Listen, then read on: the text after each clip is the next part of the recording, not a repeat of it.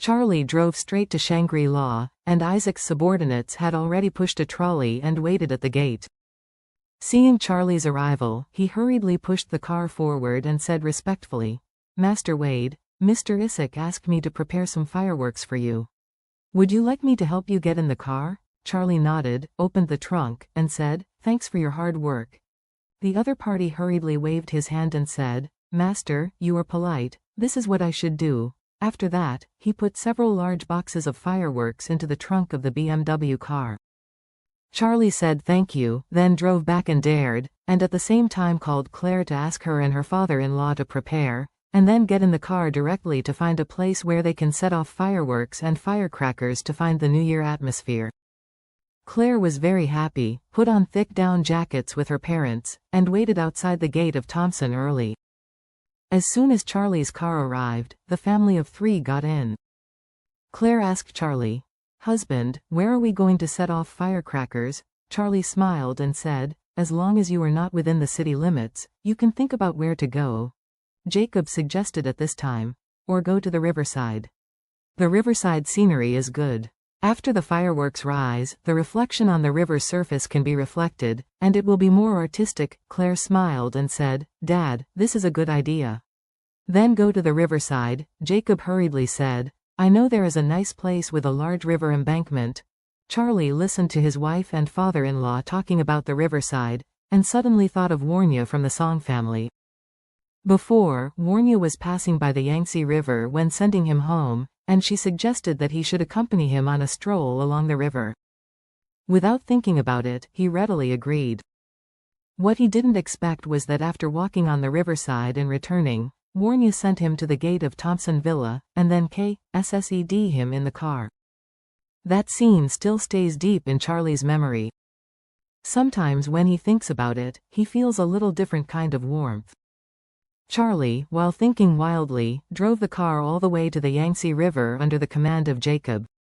What he didn't expect was that the tidal flat led by Jacob turned out to be the place where Warnya brought him. Since it was New Year's Eve at this time, there was no one around.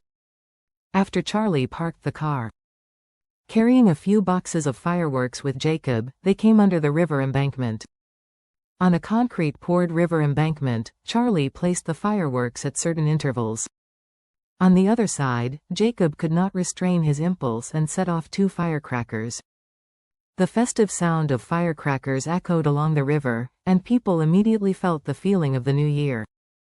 When the firecrackers burned out, Charlie said to Claire, "Claire, I am going to set off the fireworks." Claire immediately took out her mobile phone and said excitedly, "Husband, wait a while, I'll turn on the video first." "It is good." After she took the mobile phone and turning on the camera function, Charlie lit the fuse of the fireworks.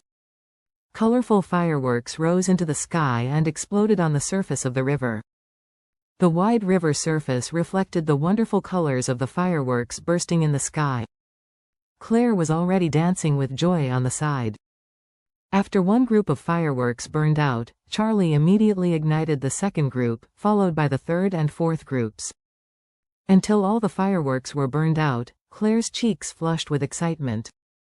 She hasn't had this feeling for a long time, setting off fireworks and firecrackers on New Year's Eve, so she is excited like a child at this time. Jacob and Elaine are also very happy. This Lunar New Year is of great significance to this family of 4. And this New Year's Eve, having lived so perfectly, made them feel an unprecedented sense of happiness. 24 o'clock on New Year's Eve. It is also the 0 point on the first day of the new year. Charlie set off the last set of fireworks, and Jacob also lit the last set of firecrackers. Claire put her hands on her mouth and shouted, "Husband, parents, Happy New Year." Elaine leaned on crutches and shouted excitedly, "Happy New Year." Jacob raised his head to look at the fireworks. The brilliant brilliance reflected on his face, and that face was already wrinkled, and it was full of happiness. At this moment, Jacob inevitably thought of Meiching in his heart. This was also the first spring festival that Meiching had after returning home after more than 20 years. Jacob quietly took out his mobile phone and sent a WeChat to Meiching. The WeChat only had 4 words, "Meiching, Happy New Year." Charlie's mobile phone has been bombarded by WeChat notifications. Many people sent him New Year greetings at this moment. He didn't have the energy to reply one by one, so he posted a text in the circle of friends, "Happy New Year to all family and friends." This night, thousands of houses in Orr's Hill were lit up. Charlie's family of 4 even played on the riverside until 1 o'clock in the morning before driving back. Most people are immersed in the unique sense of happiness in the new year. Only the old Mrs. Wilson's family are still struggling with starvation. During the day today, Gina didn't know where to buy an old 21-inch color TV. This kind of broken TV, even if it is intact, can sell for dozens of dollars at most. Normal people almost don't even bother to take a look. However, for the 3 Gina and the others, this shabby old TV allowed them to watch the entire Spring Festival Gala intact and brought them great satisfaction and happiness. While watching TV, they ate all the New Year's Eve dinner they had prepared, and in the end they didn't even leave a bite of vegetable soup. After eating in the living room, the 3 of them did not forget to carry the TV back to Gina's room.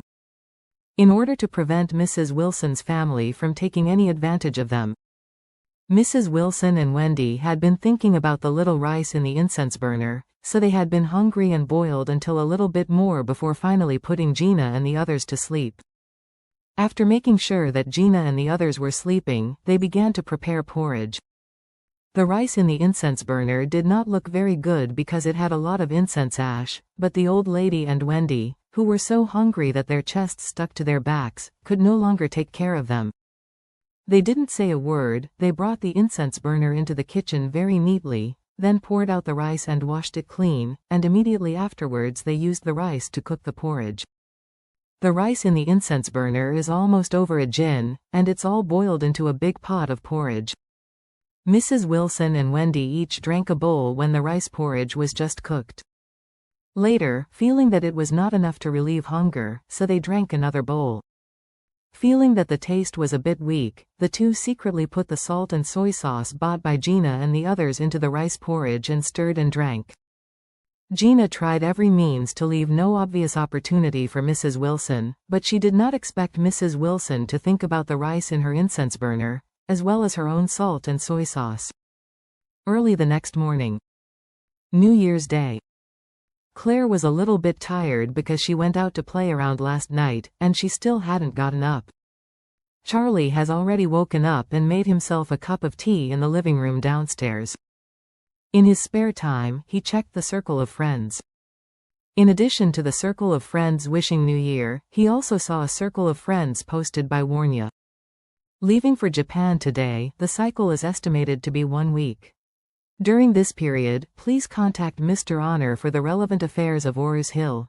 Charlie couldn't help being a little surprised. He didn't expect Warnya to go to Japan on the first day of the Chinese New Year. At the same time, next door AO4. Gina and the 3 woke up early. Although today is the first day of the new year, they still have to go to the supermarket to work and make money. The first thing Gina did when she got up early was to put a stick of incense on the portrait of Guanyin Bodhisattva, so that Guanyin would bless her in the new year with peace and prosperity. She lit the 3 sticks of incense, made a wish, kowtow, and when she stood up to insert the 3 sticks of incense into the incense burner, she suddenly realized that it felt a bit wrong. Originally, when the incense is inserted into the rice in the incense burner, there will be an obvious sense of damping. But now, she couldn't find any feeling. When she took a closer look, she was immediately angry. She screamed, "This dead old woman Wilson even dared to steal the rice from my incense burner."